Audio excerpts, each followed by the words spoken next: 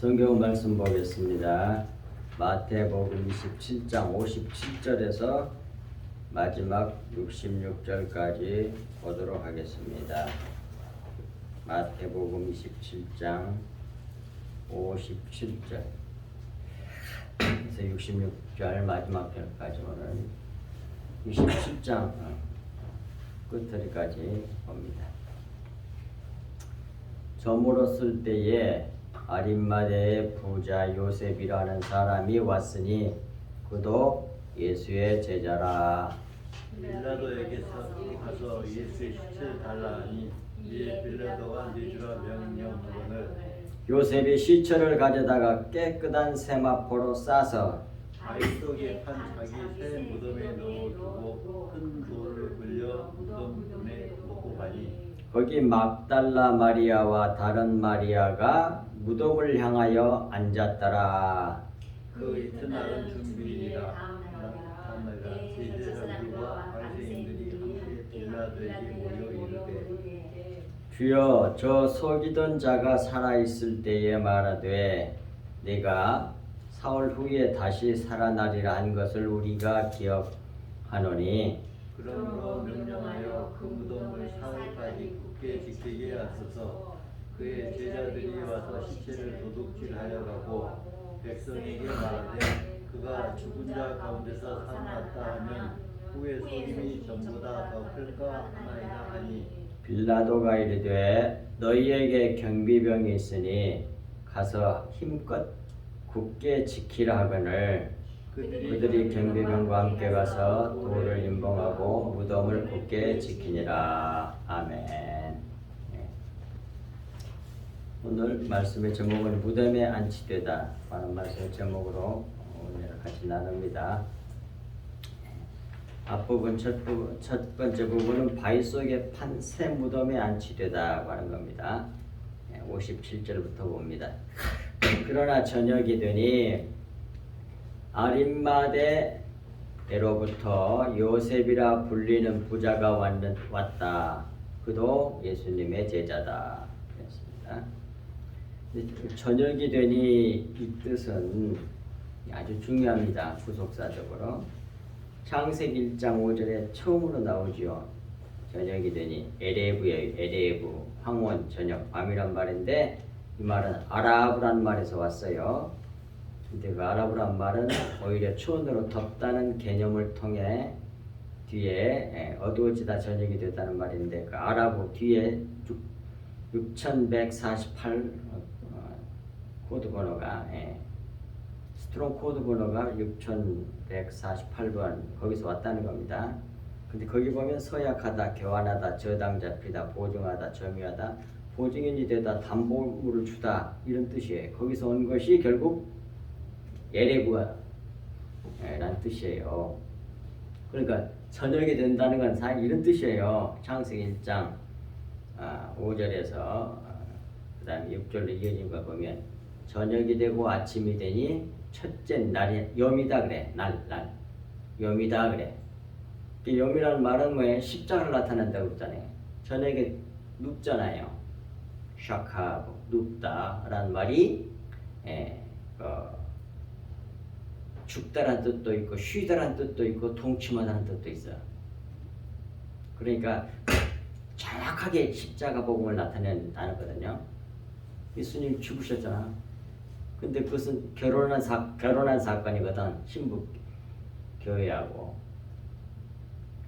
그래서 그래가지고 참 안식을 가져다 주는 것이잖아요. 십자가 사건이. 그러니까 뭐예요? 저녁이 되고 그다음 아침은 이제 부활을 말하잖아요. 일어나는 거니까. 그걸 갖다가 염이라 그래. 염. 날. 그게 그냥 하루가 지나가고 또 지나가고 둘째 날 저녁이 되고 아침이 되니까 죽은 것이 먼저니까 저녁이 먼저 오는 거야. 저녁이 되고 아침이 되니 죽고 부활하니 그게 날이야 그 말이야. 날. 그게 낮이야 낮. 빛이라고.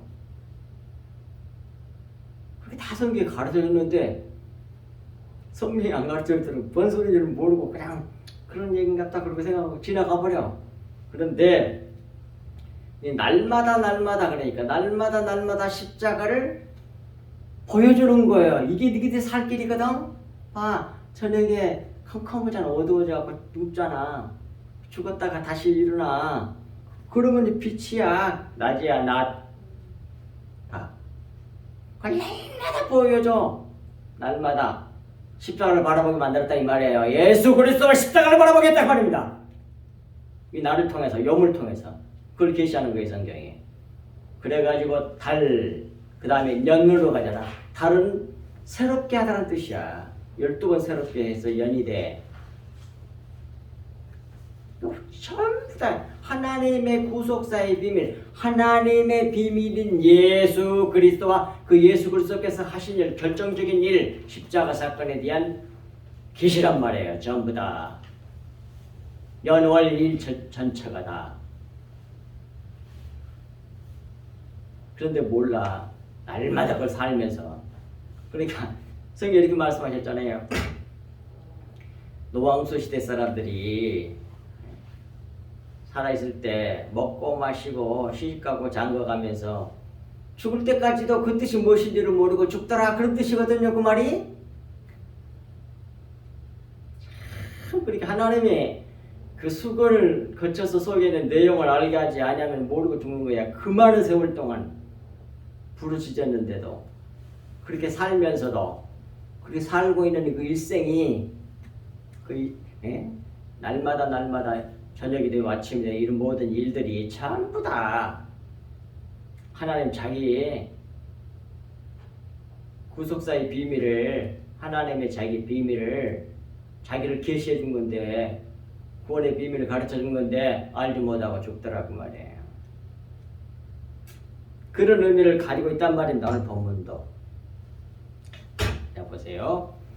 근데 그 아랍어는 서약하다. 그러니까 저녁이 되고 아침이 되는 건 하나님의 약속이란 얘기요.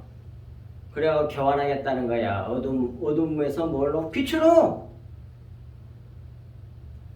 그건 보증, 하나님이 약속한 보증이야. 저녁이 되고 아침이 되는 거. 내가 반드시 이렇게 해줄 거야. 그런 보증, 담보물을 주는 거라니까요. 근데 이제 그것이 이제 예수님께서 죽으시고 그다음 이제 부활하시게 되시잖아요. 여기서는 이제 저녁이 되니 그 말은 죽고 어두워지니 죽으시니 그런 뜻이죠. 근데 그 속에는 이런 귀한 뜻도 같이 들어있다 하는 것을 꼭 마음속에 새겨두시기 바랍니다. 그리고 저녁이 되니 아림마대로부터 온 요셉이죠. 아림마대로부터 요셉이라 불리는 부자가 왔다 그랬잖아요. 아림마대란 말은 원래 뜻이 아림마다이아라는 말인데 원래대로 말한다면 그 높은 고지, 높은 곳, 높은 데 막 그런 말입니다. 그러니까 아림마대 사람 그 말은 높은 곳 사람 그런 말이에요. 높은 곳이 하늘 사람 그런 뜻이야. 다 새겨봐야 돼. 성경은. 그냥 아름다운 사람이 있었대. 그쪽 출신. 이렇게 넘어가 버리면 안 되는 거야. 감춰진 비밀을 알 수가 없어. 요셉이라 불리는 부자가 왔다. 그 말이 거기서. 아리마대 사람 요셉. 요셉이라는 뜻은 더함이라는 뜻이잖아요. 요셉은 더하는 자의 힘으로 부자라고 그러잖아요. 더해. 첫 번째 나오는 요셉은 베냐민을 더하는 사람이었잖아. 베냐민을 끌고 와 자기 뒤에 라고 더하잖아. 그래서 요셉이라고 그러잖아요. 근데 여기서 또 요셉이라는 사람이 또 나오잖아요. 본문에서도 다 연결돼요. 그런데 베냐민은 본래 베노니였습니다. 슬픔의 아들이라는 말이었죠. 그러므로 요셉은 베노니를 오른편의 아들이란 베냐민으로 바꾼 자를 더하는 자 이름으로 그래서 부자라 그러는 거야. 그런데 베노니는 엄마 라헬이 죽으면서 낳은 아들이잖아요. 그래서 슬픔의 아들 그랬어. 그러니까 여기서 뭐예요? 라헬이 죽으면서 자기를 죽게 하는 아들이었죠. 라헬에게는. 그런데 그것을 남편 이스라엘은 여기서는 이스라엘로 나와요. 야곱이 아니에요. 이스라엘이 베냐민으로 바꿔버려. 그게 이것도 쉽게 그냥 넘어가 버리면 안 돼. 그런 사람이 있었다가 그걸 넘어가면 안 된다니까. 라헬은 구약 교회를 상징한다고 봐야 돼요. 여기서. 그런데 구약 교회가 죽음에 자기를 슬프게 자기를 죽게 하는 아들이니까 베노니야. 근데 죽으니까 뭐가 돼? 옳은 아들이 돼. 오른편, 오른손의 아들이 돼. 근데 그 누가 이름을 붙였냐면 아버지가 붙였어. 이스라엘이. 이스라엘은 이기는 자란 뜻이거든. 사람과 하나님과 사람에 비하여 이겼다고 그러잖아. 그러니까 그건 둘째 아담 예수 그리스도를 의미하는 거예요. 이스라엘은 모형하는 거예요. 그래서 예수 그리스도로 말미암아 베냐민이 되는 거예요. 구약으로부터 나온 자기 구약 교회를 청산해 버리고, 그러니까 전부 다 예수 그리스도 얘기지 뭐. 예수님이 십자가에 못 박혀서 달려 죽으신 그 사람은 뭐예요? 옛사람 첫 아담을 말하는 거잖아요. 그 사람을 죽이니까 뭐예요? 그 다음에 뭐예요? 둘째 아담으로서 승리하잖아요. 부활해가지고. 첫 아담은 육에 속한 사람이고, 둘째 마지막 아담은 영에 속하는 사람이라고 나와. 성경에 어디에? 고린도전서 15장에 나와요. 15장 45절인가 하여튼 어디에 나옵니다. 네. 그런 의미란 말이에요. 그래서 여기 베냐민이라고 부르는 이스라엘은, 근데 그 베냐민으로 바뀐 자를 더하는 자가 요셉이니까, 그래서 더하니까 부자지. 더하는 자이므로 부자를 한다 그 말입니다. 곧 요셉의 아들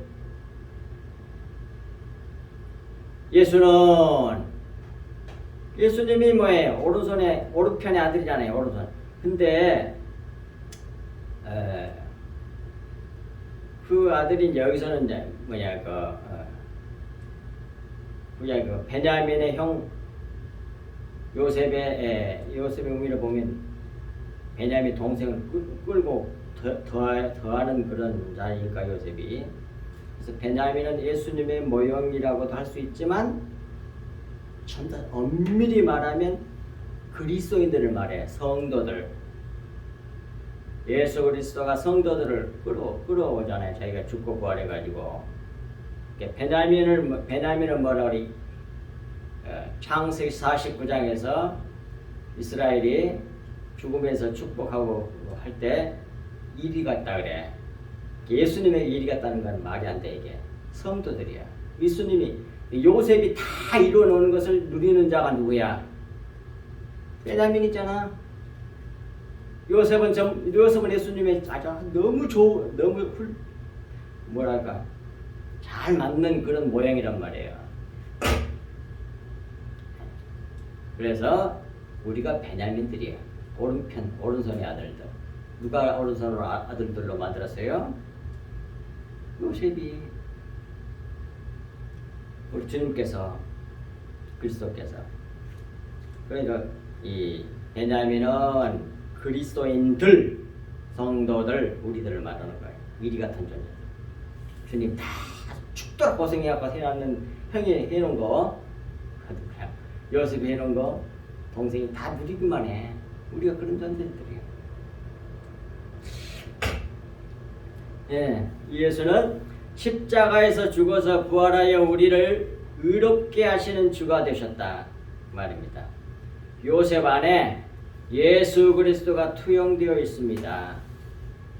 창세기 49장 22절 26절, 마태복음 1장 19절, 누가복음 23장 50절에서 51절에 보면 요셉이란 말 속에 창세기 건 말할 것도 없고 지금까지 말씀드렸으니까 마태복음 1장 19절이나 누가복음 23장 50절에서 51절에도 보면 전부 다 요셉이란 사람에게는 뭐라고 그러냐면 의로운 사람이다 그래. 네.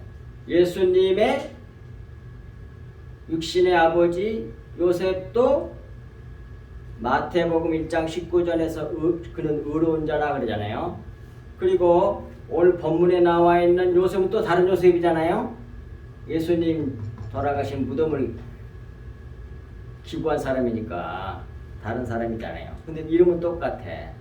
근데 그 사람도 밑에 누가복음 23장 50절에서 51절에 뭐라 그래요?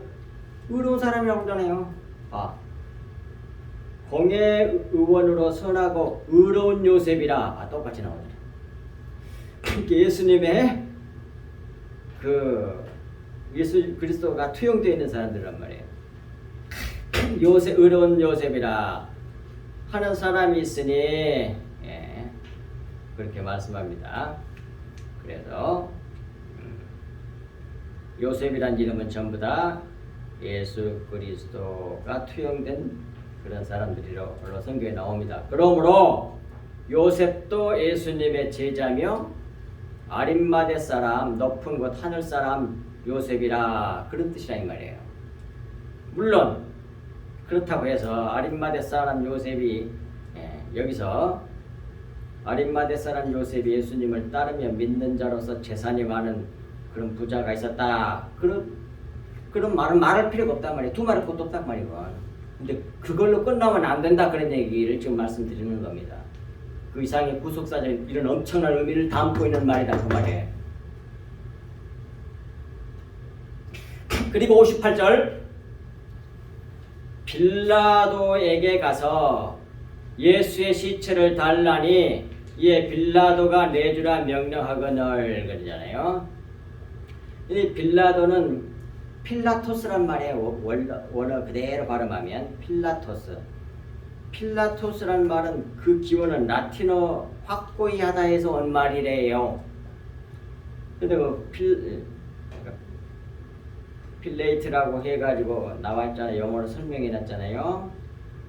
창으로 무장한 자 뭐 그런 뜻이에요. 창을 가진 자, 던지는 창 이런 뜻을 가지고 있는 존재가 빌라도란 뜻입니다. 그러니까 뭐예요? 저 이상하게 사도신경 같은 건 할 필요가 없어. 성경이 없으니까 그걸 주장하는 이상한 교파들 많이 있잖아요. 우리 죄 때문에 예수님 돌아가셨지 무슨 빌라도 가지고 있냐. 근데 왜 그때 빌라도라고 그러냐. 그런 식으로 하시는 사람이 있어요. 근데 빌라도의 내용 이런 뜻을 가만히 보면 다 의미가 통해. 창으로 예수님을 찔러 죽이는 우리가 찔러 죽였지만 빌라도 우리가 빌라도야. 그러니까 왜 그 뜻을 몰라. 하나는 알고 둘은 모르는 그런 실수를 많이 범한다니까 인간들은. 그리고 시체를 달라니 예수님의 시체를 달라니 시체는 소마예요. 신체 몸 육체란 말인데 그건 소조란 말에서 왔습니다. 구원하다 구출하다 안전하다 뭐 튼튼하게 지키다 이런 말이에요. 그러니까 결국 여기서 시체는 뭐예요? 구원받을 몸 그런 의미를 가지고 있잖아요. 벌써 그걸 달라니 그 말이에요. 구원이 구원받아야 할 몸을 시체 몸을 달라고 하였다 그런 뜻이란 말이에요. 예수로 죽고 베냐민으로 살아남으로 몸까지 구원받는단 말이에요. 그래서 예수는 첫 아담을 말하는 거고 죽고 베냐민 오른손의 아들 그리스도로 살아남으로 몸까지 구원을 받잖아요.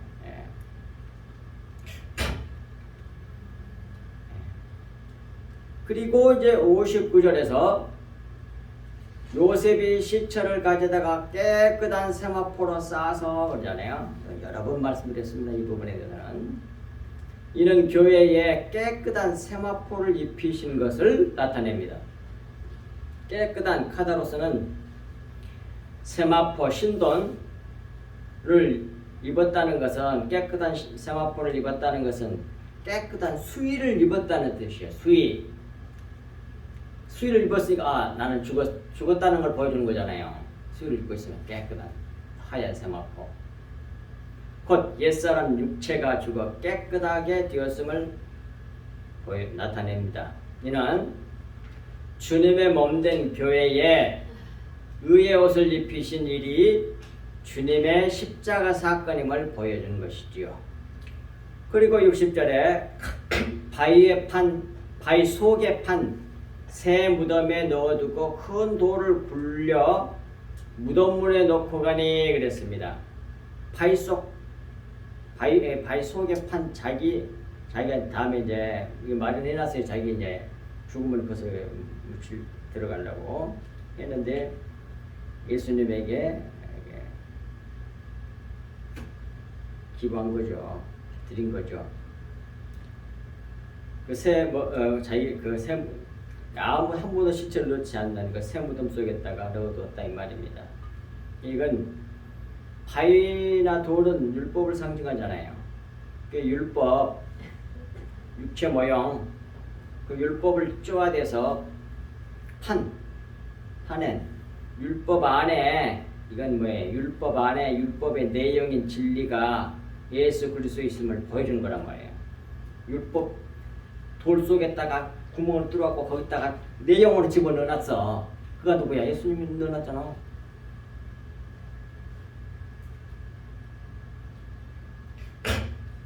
보시죠. 성경에 진짜 1.1획도 헛되이 기록된 게 하나도 없지. 탐복에 나와 성경.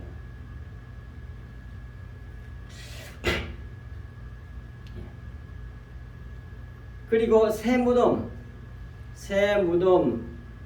성경에서 새 것이란 말은 영을 말하는 거예요.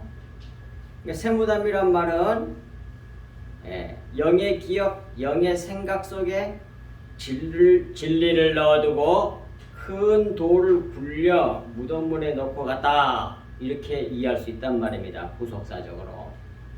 이는 아직 부활이 이루어지지 않았기 때문에 큰 돌을 굴려 무덤문에 넣고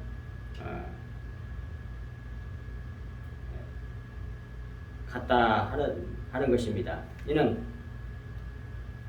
아직 부활이 이루어지지 않았기 때문에 큰 돌 무덤문이 닫혀 있음을 나타내는 것이죠. 그런데 이 사건은 창조 둘째 날과 연결이 돼요. 살짝 창세기 1장 천지창조, 7일창조 그것만 알면 성경을 다 아는 거나 마찬가지거든요. 그런데 그 내용을 모르니까 다 성경 뒷부분을 다 써가지고 설명해 준 거예요. 창세기 1장이면 다 끝나 사실상. 자 봅시다. 이 사건은 창조 둘째 날과 연결이 되는데 보겠습니다. 창세기 1장 6절에서 8절까지. 하나님이 이르시되 물 가운데 궁창이 있어 물과 물로 나뉘려 하시고 하나님이 궁창을 만드사 궁창 아래 물과 궁창 위에 물로 나뉘게 하시니 그대로 되니라. 하나님이 궁창을 하늘이라 부르시고 저녁이 되고 아침이 되니 이는 둘째 날이라. 꼭 반드시 넷째 날 할 때는 저녁이 되고 아침이 되니 꼭 그만 다 붙어 있어. 십자가를 정의하는 거예요.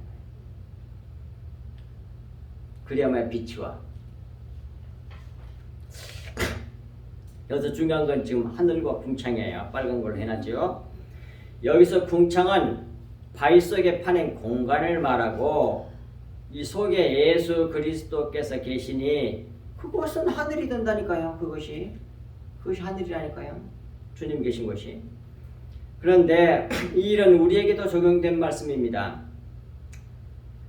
우리의 육체를 바위로 비유하고 우리가 복음을 믿으면 성령께서 들어오시는데 성령께서 들어오셨으면 우리는 성전이 되고 하늘이 됩니다.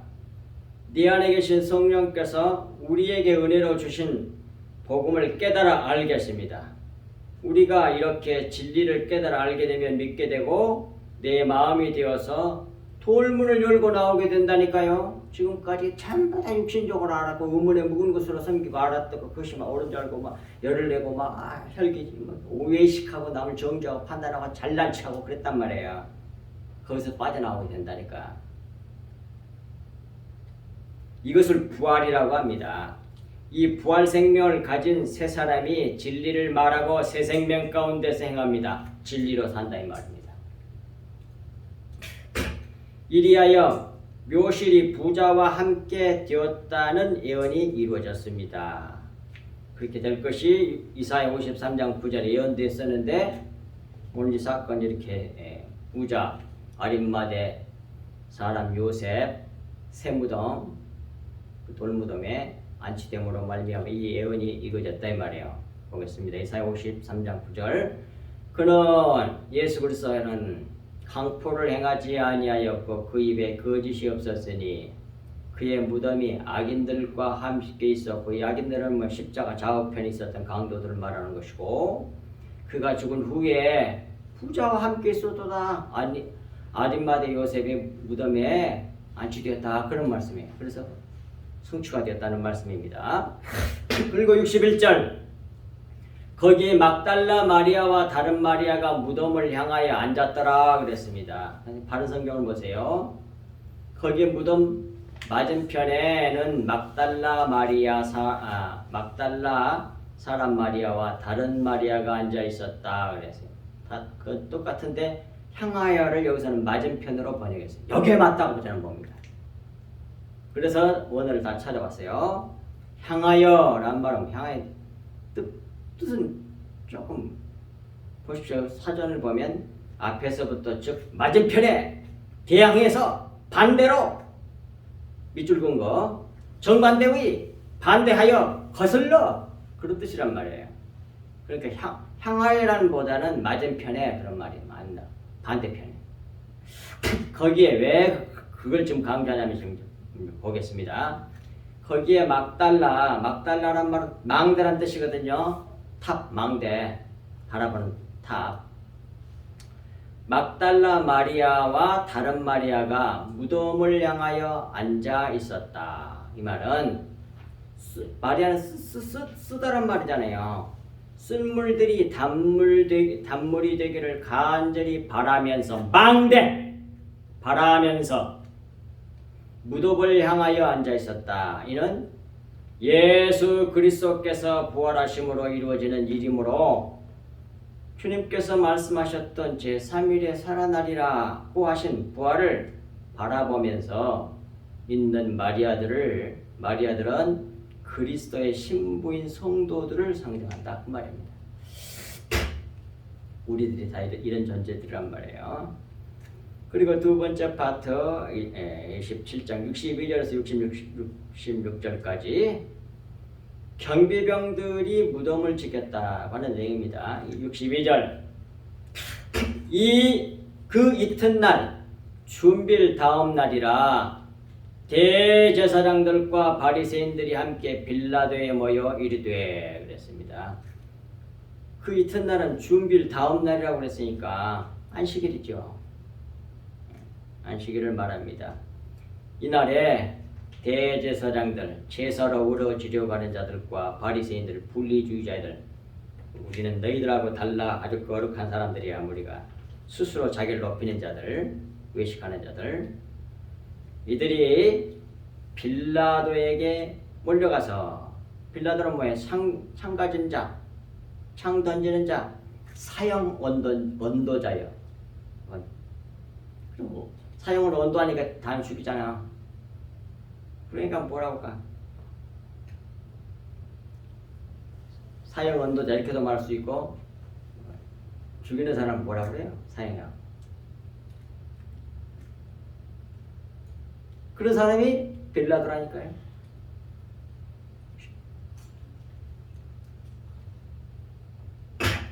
사형시키는 사람들 말이에요. 옛날 같은 망나니가 우리나라 말로. 그런 자가 빌라도야. 그 사람에게 함께 몰려가서 63절 주여 저 속이던 자가 살아있을 때 말하되 내가 사흘 후에 다시 살아나리라 하는 것을 우리가 기억하노니 바른 성경은 말하였다. 각하 저 기만한 자가 살아있을 때 네가 3일 후에 살리심을 받는다라고 말하는 것을 저희가 기억합니다. 이렇게 말하겠어요. 다시 살아나는 부활에 대한 계시는 천지창조 셋째 날 침례와 연결됩니다. 자, 창세기 말씀 보겠습니다. 1장 9절에서 13절까지.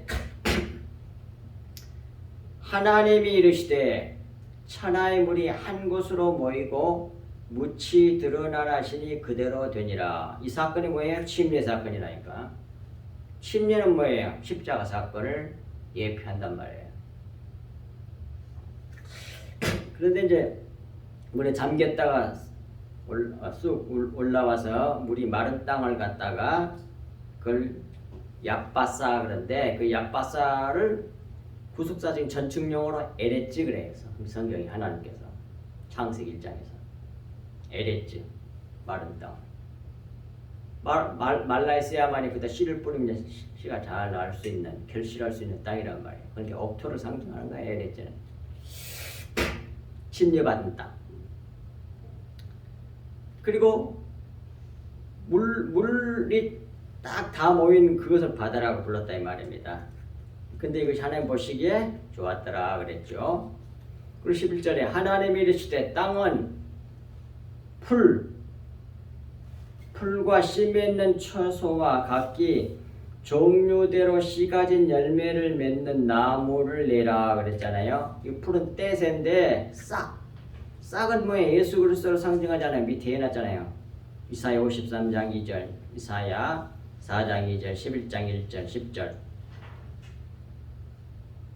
스가랴 3장 8절, 6장 12절 등에서 싹은 예수 그리스도의 상징이에요.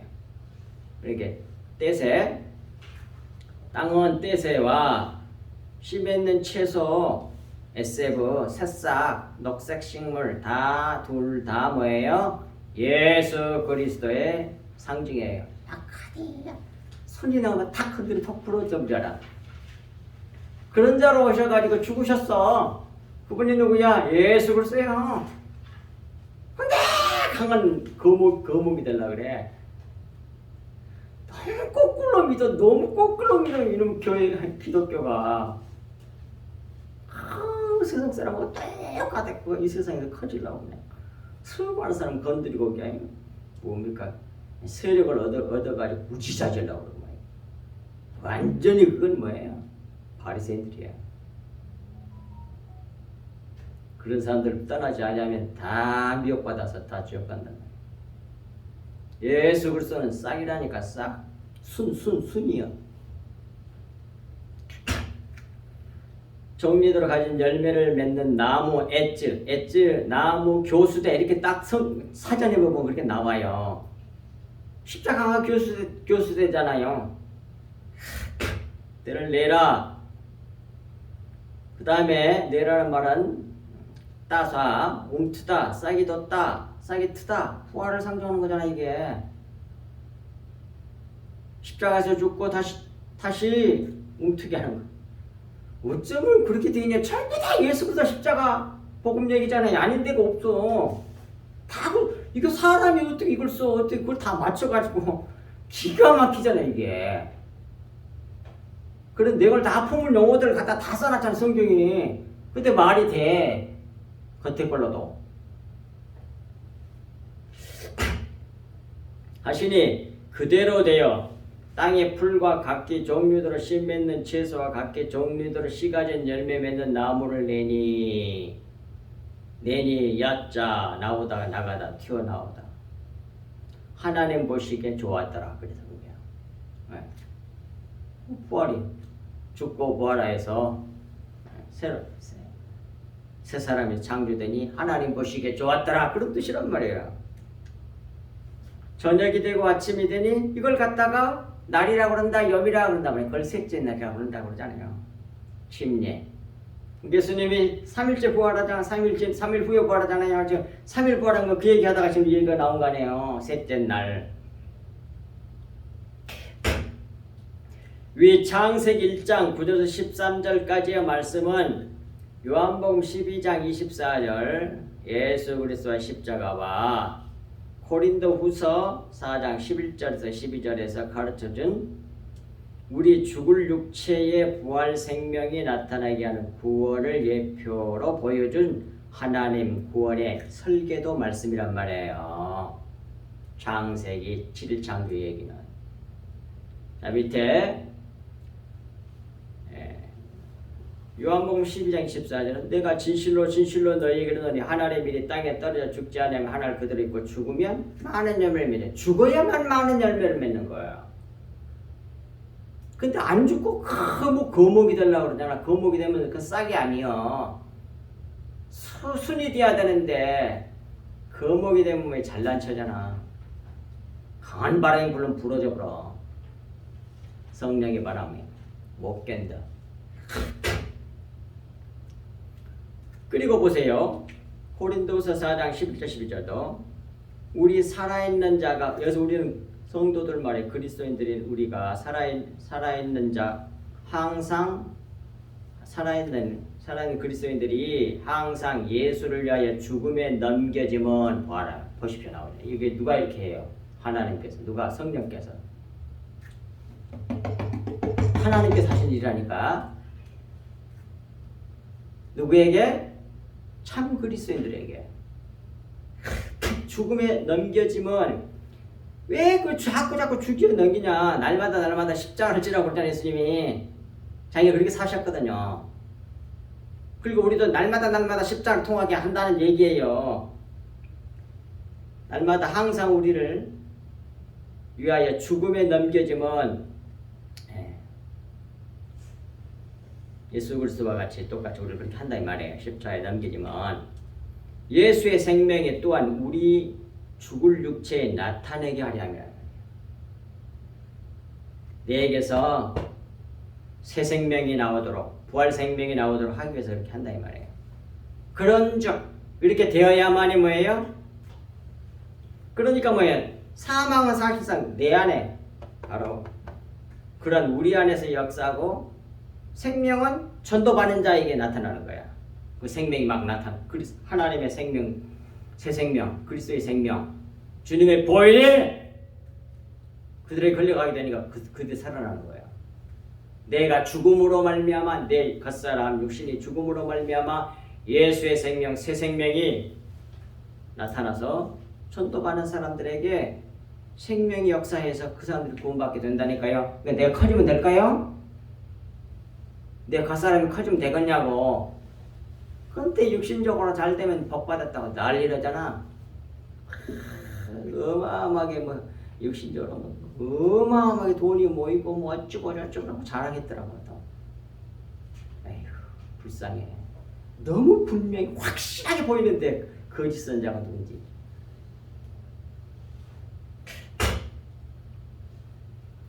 근데 그거 이런 진리를 모르니까 다 그거 옳은 줄 알고 따라갔다. 수많은 사람이 부름때처럼 벌떼처럼 그쪽으로 몰려간다니까.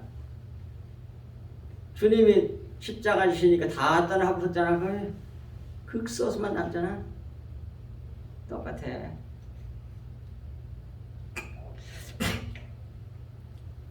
하나님의 아들이라도 어찌 종말이 그러냐. 인간적 육신적인 관점에서 종말을 보면 마지막에 다 순교로 끝나. 그게 성경이 보여주고 있는 진정한 복이란 말입니다. 제발. 보는 가치관과 세계관과 인생관이 완전히 영적으로 바꿔줘야 되는 거예요. 그렇게 바꿔주는 게 뭐냐? 이런 성경 말씀들란 말이에요. 진리의 말씀. 주님의 보혈. 주님의 보혈이 뭐예요? 십자가에서 죽으신 육체가 죽어서 흘린 피잖아요. 그 생명, 그 말씀이 우리를 그렇게 만들어준다니까. 새 사람으로, 하늘 백성으로, 그리스도인으로. 자, 이제 64절 보겠습니다. 그러므로 명령하여 그 무덤을 사흘까지 굳게 지키게 하소서.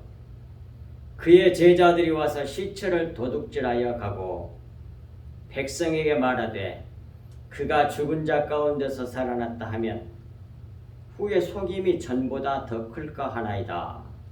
빌라도에게 찾아와서 이 말을 하면서 이제 잘 지키게 해달라고 부탁하는 거죠.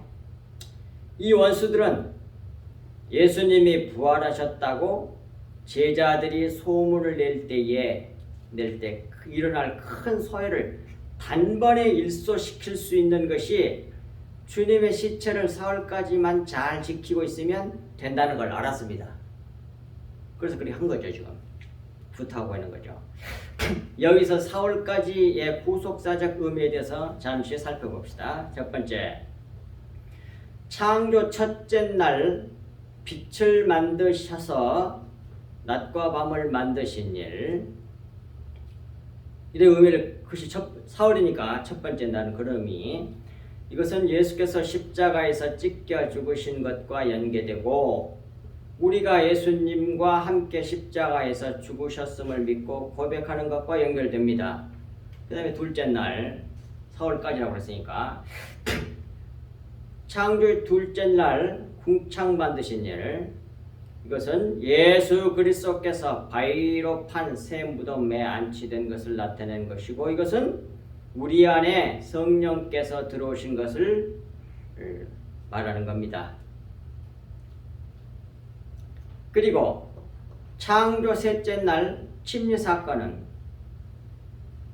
예수 그리스도의 십자가를 예표한 것이고, 이 십자가 복음을 믿는 성도들에게서 부활 생명 그리스도의 피가 육체를 뚫고 나와 육체를 찔러서 쪼개버렸으니까 육체가 죽은 거 아니에요. 그러니까 거기서 이제 부활 생명이 주님의 피가 나오잖아요.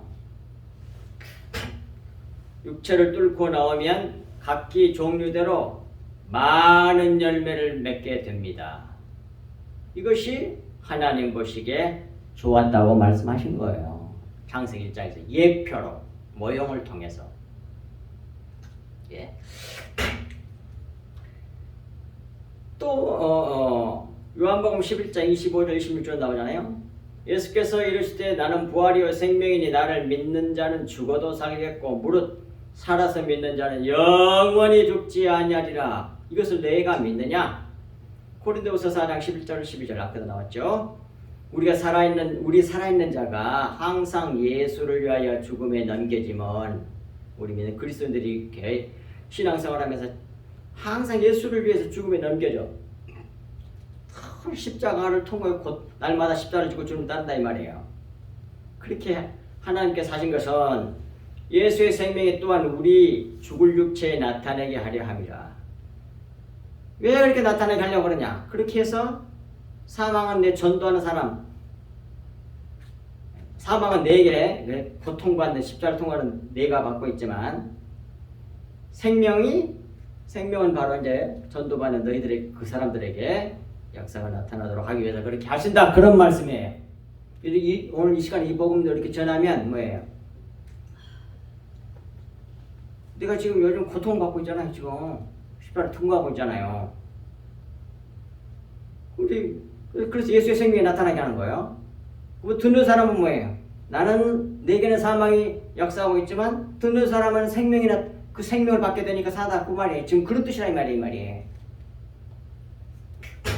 그 다음에 요한복음 12장 24절, 내가 진실로 너희에게 이르노니 하늘의 빌이 땅에 떨어져 죽지 아니하면 하늘 그대로 있고 죽으면 많은 열매를 맺느니라. 죽어야만이 많은 열매를 맺는 거예요. 안 죽고는 하늘 그대로란 말이에요.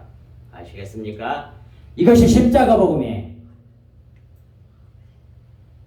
빌라도 이제 65절, 빌라도가 이르되 너희에게 경비병이 있으니 가서 힘대로 굳게 지키라 하거늘. 와서 이렇게 부탁을 하니까 3일 후에 부활한다고 했으니까 3일만 딱 잘 지키게 해주세요.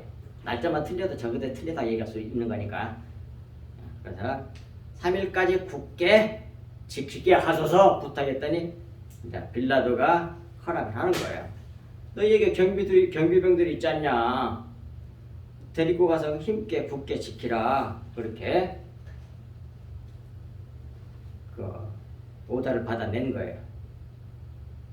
그래서 시체를 도둑맞지 않도록 그 당시 정치 권력과 종교 권력자들이 합력하여 만반의 대비를 다 했다 이 말입니다.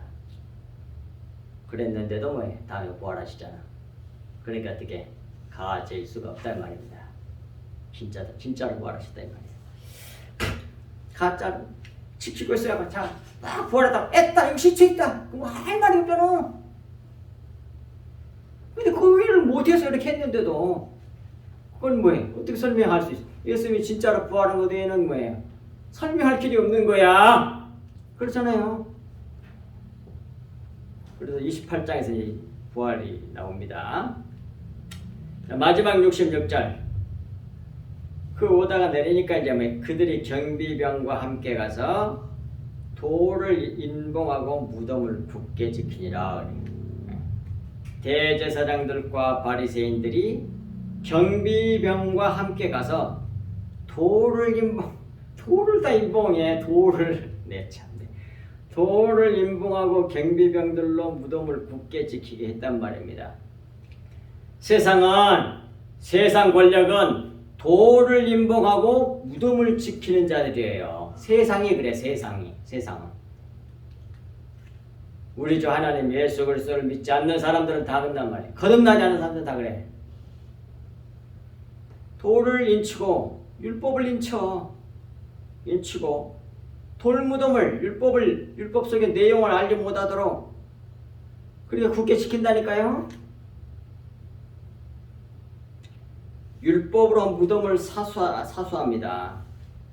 원수들이 예수 그리스도의 부활에 대한 유언비어가 절대로 생기지 않도록, 그런 일이 생길 수 없도록 철저히 대비를 했다 그 말이에요. 그런데 예수님은 27장에서 부활하시더라 그 말이에요. 그래서 시체를 갖다가 사도행전 그 어마어마한 성령의 역사, 막 전도의 역사 나타나는데도 불구하고 시체를 갖다가 보일 수가 없는 거야. 종교 세력하고 그다음 뭐예요? 정치 세력, 세상의 권력을 다 가지고 있는 자들이 했는데도 그걸 못 보여. 그 당시에 그리스도인들은 뭐예요? 무서워하고 떨어하고 숨고 있는 사람들이 아니야. 그런 상황에서 하늘의 나라가 새도 떨어뜨릴 만큼 그런 권력을 가지고 있는 존재들이 예수님 시체를 못 보이네? 그게 뭘 상징하겠습니까? 예수님은 진짜로 부활하셨다 하는 것입니다.